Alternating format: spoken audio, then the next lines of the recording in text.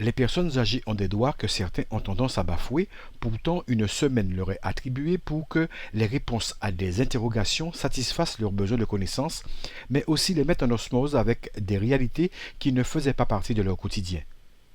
C'est ainsi que la psychologie peut faire comprendre qu'à tout âge, il est possible d'entretenir des liens sociaux qui relèvent de l'intelligence émotionnelle en préservant le bon fonctionnement du cerveau.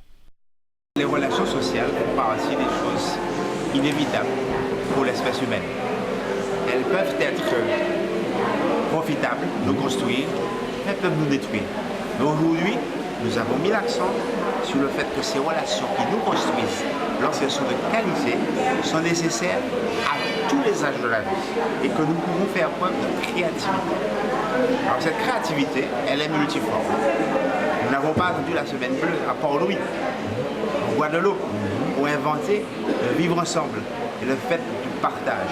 En fait, les personnes du 3e, 4e et 5e âge ont besoin de cultiver leur talent dans le partage. Et comme le disait la présidente Poulet, de transmettre les héritages qui ont été constitués à leur époque et que les générations futures auront la chance de recevoir. La solitude, voire même se replier sur soi, n'est pas une manière de poursuivre son existence qui doit être axée sur l'échange, le partage, le vivre ensemble. C'est un facteur de bonne santé sur le plan mental.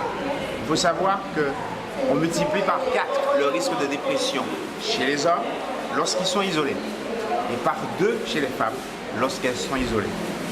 On sait également que lorsque l'on est isolé, la santé physique se détériore parce qu'on vit dans le stress.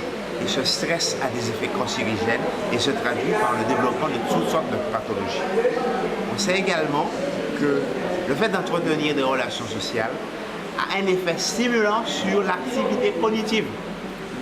Ça veut dire qu'entretenir les fonctions mentales passe par la rencontre d'autrui avec lesquels on peut s'entreprendre à toutes sortes d'activités, qu'elles soient culturelles, sportives, culinaires, festives, liées à l'engagement socio-économique, le développement du territoire, l'embellissement, la préservation du territoire, peu importe.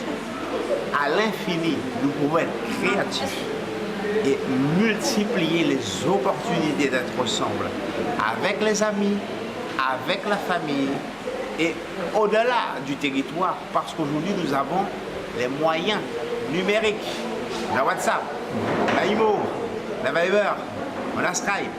Voilà, on a les moyens d'entretenir l'être ensemble, par-delà les générations, par-delà les espaces. Les personnes âgées ont également le droit de conjuguer les verbes donner et recevoir. Mais il n'est pas toujours nécessaire d'accepter tout ce que l'on offre. Chacun a le droit de refuser quelque chose qui ne lui semble pas utile à ses besoins. Tous les goûts sont dans la nature et le désir de choisir en fait partie.